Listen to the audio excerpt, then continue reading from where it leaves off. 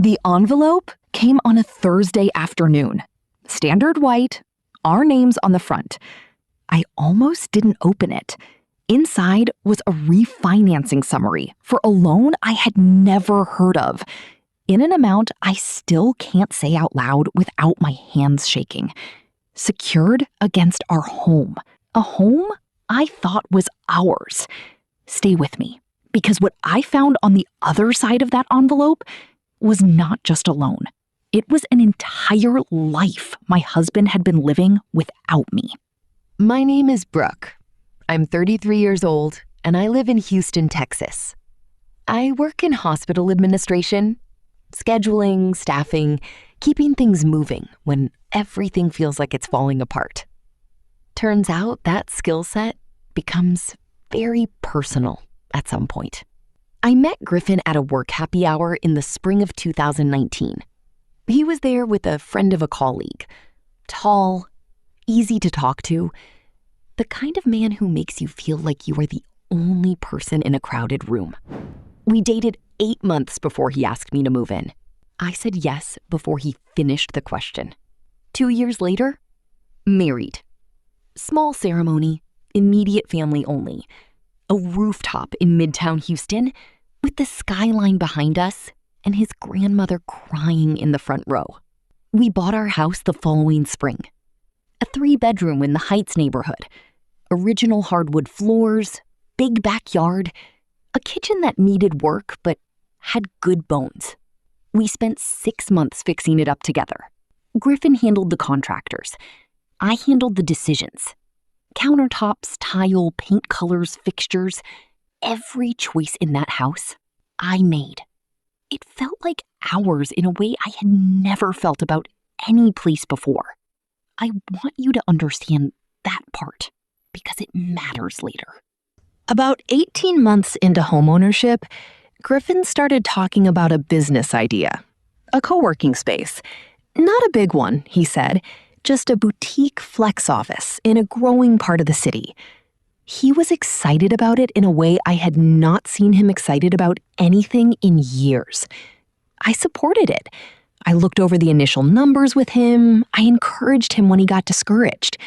I told him he was capable of building something real. What I did not know was that he had already found a business partner. Her name was Kristen. He mentioned her once, casually, as someone with commercial real estate experience who was helping him navigate the leasing side. I did not ask more questions. Why would I? Griffin handled the business. I handled the home.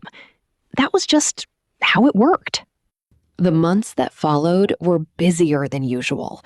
Griffin out more evenings, weekend site visits, a lot of calls he took outside or in the car. I told myself, this is what building something looks like. This is the season before the payoff.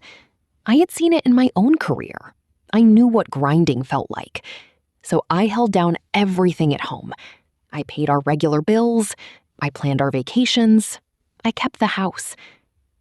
I thought we were building towards something together.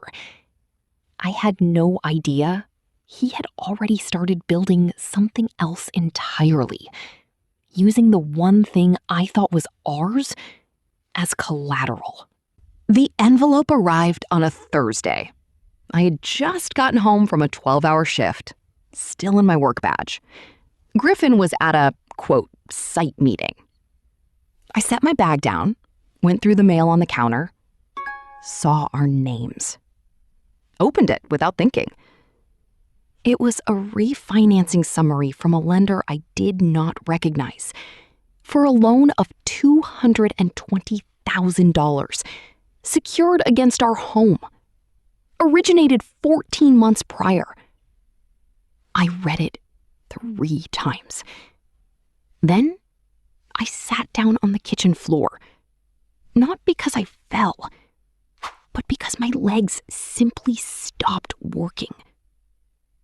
$220,000 against our house, without my name on the origination, without my knowledge, without my signature.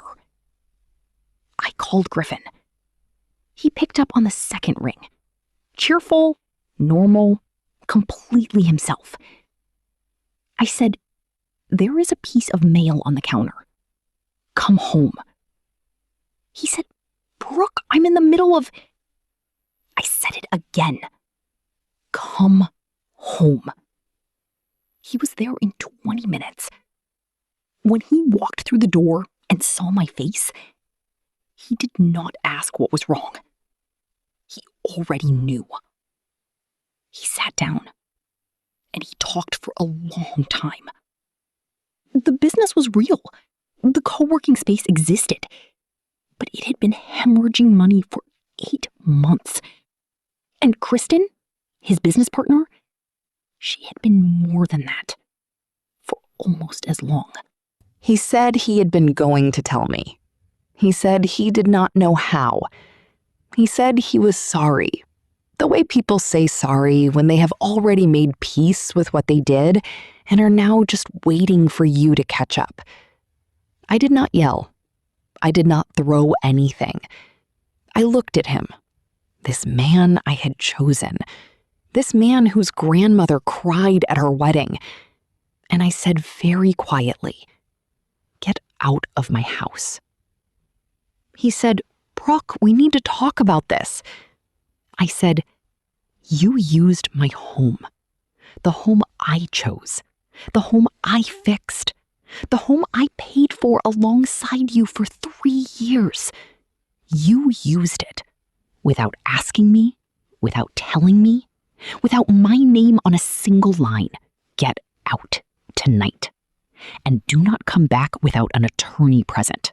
He left, and I stood in my kitchen. The kitchen with the countertops I chose. The tile I picked.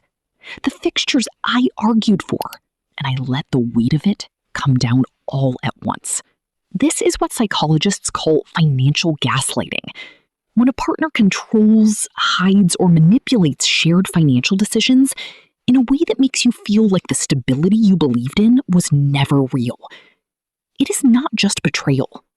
It is the deliberate removal of your ability to see clearly. He did not just lie about money. He made me believe we were building something together, while quietly dismantling the foundation underneath me. And if you watched our last story on this channel, Maya in Denver, you know exactly what it feels like when someone you trusted completely uses that trust as a blueprint. Maya's betrayal was personal. This one was financial. That story is linked in the description. I did not sleep that night, but I was not crying either. I was thinking. First thing the next morning, I called a family law attorney. Houston has no shortage of them, and I needed the sharpest one available. She called me back within 2 hours. Here is what she told me. In Texas, a community property state, both spouses are generally responsible for debts incurred during the marriage, even without both signatures on the origination. That was the bad news. The good news? My name was on the deed. The home was jointly titled. And if Griffin had misrepresented the purpose of the loan or forged documentation, which she suspected given I had no knowledge of any of this, we had grounds. She told me to gather everything, every document I could find, bank statements, tax returns, anything with Griffin's name and Kristen's on the same piece of paper. I spent that weekend going through every drawer, every file, every folder in that house. And what I found told a very complete story. Invoices from the business, a lease agreement, both names, emails printed and left in a folder Griffin clearly forgot existed. And one more thing, a receipt from a hotel in Galveston. 3 nights, dated the same weekend. Griffin told me he was at a contractors conference in San Antonio. I photographed everything, sent it all to my attorney, and then I did something I had not planned on doing. I called Kristen. She picked up on the 4th ring.